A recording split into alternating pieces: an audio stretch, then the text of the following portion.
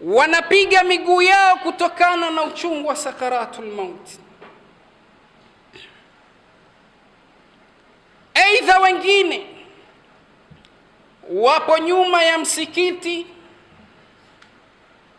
wamewekwa katika gari yake ya mwisho, gari ambayo mwanadamu hana shaka kuipanda. Anasubiri salatul jumaa imalize, watu waambiwe mleteni mbele tupate tumsalie, ili aende katika kituo chake, aende katika nyumba yake, kwa sababu amebadilisha mazingira. Mwanadamu alikuwepo katika tumbo la mama yake,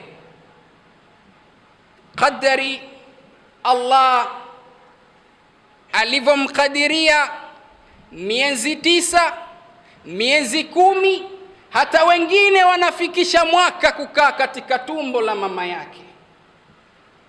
Mwanadamu anatoka, anabadilisha mazingira, anakuja katika ulimwengu, anakuja katika dunia. Mwanadamu maisha yake ni kubadilisha. Haya maisha ya duniani, haya maisha tunayoishi leo, mwanadamu anavaa kanzu fulani, leo mwanadamu anatembea na gari fulani, leo mwanadamu anabadilisha nyumba fulani. Basi hayo ndo maisha yake.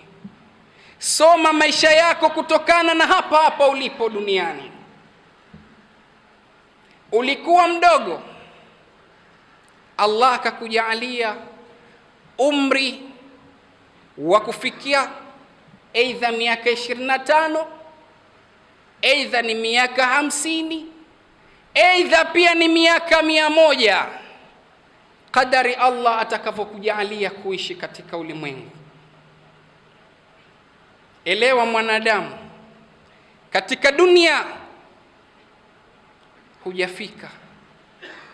Leo tuzungumzie habari ambayo mwanadamu anapoisikia na kuitia katika akili yake, kuipeleka katika moyo wake, basi hushtuka na kurudi kwa Allah mbio, kuleta istighfari kwa kila ambacho alichomkosa Allah subhanahu wa ta'ala. Ni habari gani? Aliya'lama anna al-insan anna al-mauta masra'uhu. Hiyo ndo habari. Mwanadamu aelewe ya kuwa anna al-mauta masra'uhu, hakika mgomvi wake, hakika mgomvi wa mwanadamu ni mauti. Utakapomtajia mwanadamu mauti, basi umemtajia ugomvi wake. Lakini hichi Mtume ametuamrisha, ametuamuru, akthiru min dhikra, fanya wingi wa kukumbuka mwanadamu. Akthiru min dhikra, fanya wingi wa kukumbuka. Kumbuka sana, kitia akilini mwako hichi kitu, kitia katika moyo wako hichi kitu. Hadhimi ladhati, chenye kukata ladha. Mwanadamu kikumbuke, kila unapokaa kikumbuke, kila unachofanya kikumbuke hichi kitu. Akthiru min dhikra hadhimi ladhati, chenye kukata ladha ya uhai, chenye kutenganisha baina ya wapenda nao, kinatenganisha baina baba na mama, kinatenganisha baina mama na mtoto. Ndugu zangu wa Kiislamu, almaut, yani mauti, mwanadamu akikumbuke sana hichi kitu. Na kama mwanadamu hakikumbuki, basi Allah anakileta vifo vinakuwa vingi ili mwanadamu azinduke. kama tulivyo sasa hivi, takriban vifo vimekuwa vingi.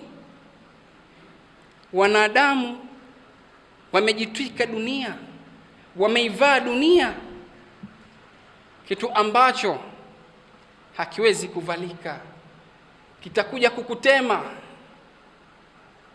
Wakati unafika katika nyumba yako, katika tumbo la ardhi, kitakuja kukutema.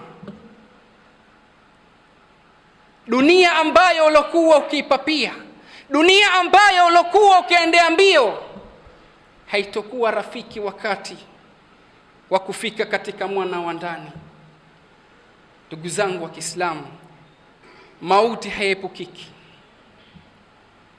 kitu ambacho kimeshasemwa na Allah subhanahu wa ta'ala, alladhi khalaqa almauta walhayata, kitu ambacho Allah amekiumba mwanzo kuliko uhai. Ikhwani, hichi kitu ama hii safari ni ya ghafla, inakuja mara moja, na haichagui mdogo, haichagui mkubwa, haichagui mwenye cheo, haichagui asiyokuwa na cheo, haichagui fakiri, haichagui tajiri. Hiyo ndo safari. Ikhwani, tumejiandaa vipi? Tumejiandaa vipi? Vipi unayasahau yale ambayo, ama vipi unakisahau kitu ambacho hakikusahau wewe?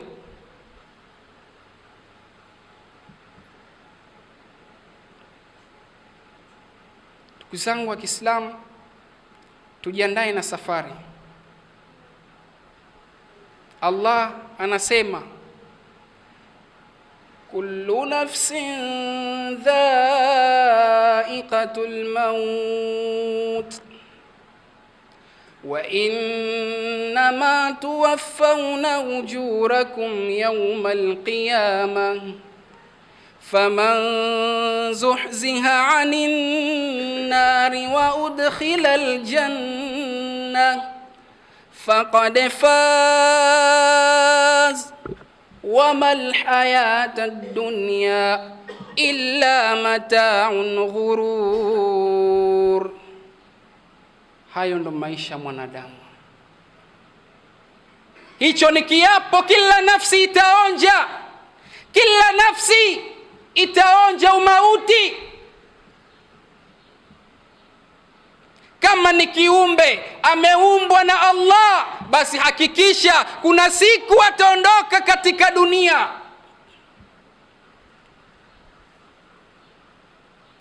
Kila nafsi itaonja umauti. Mauti ni kinywaji, kila mtu atakunywa. Almautu ka'sun wa kullu nafsu sharibuhu. Almautu babun wa kullu nafsu dakhiluhu. Mauti ni mlango, kila mwanadamu atapitia katika mlango ule. Almautu kasun, hakika mauti ni gilasi. Mwanadamu anapotaka kunywa kitu chochote, atatumia chombo chochote, basi mauti yamefananishwa na gilasi. Wa innama tuwaffawna ujurakum yawmal qiyamah. Na mwanadamu elewe, wa innama tuwaffawna ujurakum yawmal qiyamah, kila nafsi itaenda kulipwa yale ambayo alokuja kuyafanya katika mgongo wa ardhi. Mwanadamu yupo darasani hapa katika mgongo wa ardhi, aelewe kuna siku mwanadamu ataenda kusimamishwa kwa Allah subhanahu wa ta'ala, kwenda kulipwa, kwenda kuhesabiwa na kupewa matokeo yake. Kama mwanadamu anavyofanya mtihani na kusubiri matokeo yake, basi hayo ndo maisha ya mwanadamu. aelewe